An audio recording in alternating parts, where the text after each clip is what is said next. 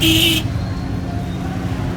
اوښکو لمدې سترګې او سلګو نیولې محمد فیصل په افغانستان کې د جمهوري نظام د نسکورېدو کیسه کوله.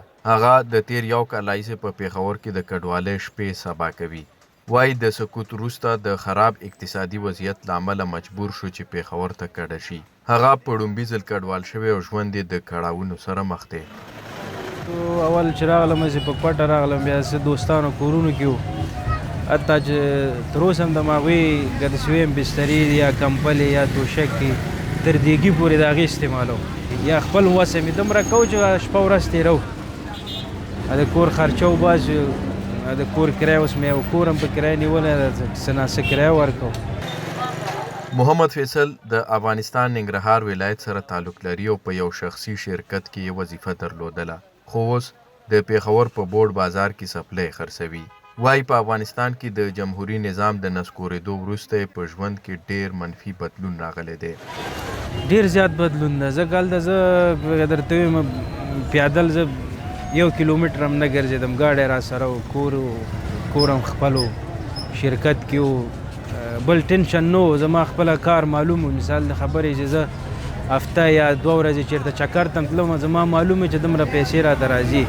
دلته اوس ګنټه هم کور نه ناوخته راشم، زه پوهېږم چې ولاد 1-2 ګاګه خو به ما نه تللی، 100-200 روپۍ دا لاړې ختم شي. د 2021 کال د اګست په 15مه طالبانو د افغانستان واک ترلاسه کړ. څېړونکي وایي د کوم وروسته چې اقتصادي وضعیت خراب دی، د خوارځواکۍ کچه لوړه شوې، د ښځو حقونه تر پښو لاندې کیږي، هیواد کې دننه او بهر مهاجرت دوام لري او د روغتیا پاملرنې سیستم له منځه وړل کیږي. د میندو د مړینې کچه 4 چنده زیاته شوې ده او پرته له دې 700,000 کسانو خپلې دندې له لاسه ورکړي دي. د محمد فیصل په څېر جاوید عادل هم په پېښور کې د نوي کډوال په توګه ژوند کوي. هغه د سپورتي توکو په پلورنځي کې کار کوي.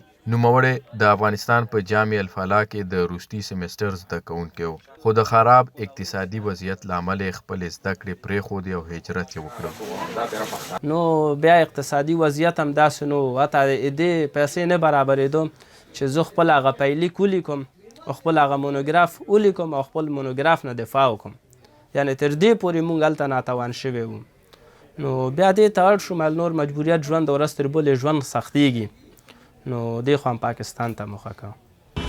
د کډوال لپاره د ملګري ملتونو ادارې شمیرو تر مخه په افغانستان کې د جمهوري نظام د نسکورېدو وروسته 2,500,000 نوي افغانان پاکستان ته کډوال شوي او زیاتره پکې په پېښور کې میشت دي، کوم چې د افغان کډوالو دپاره د دویم کور په نوم هم یادېږي.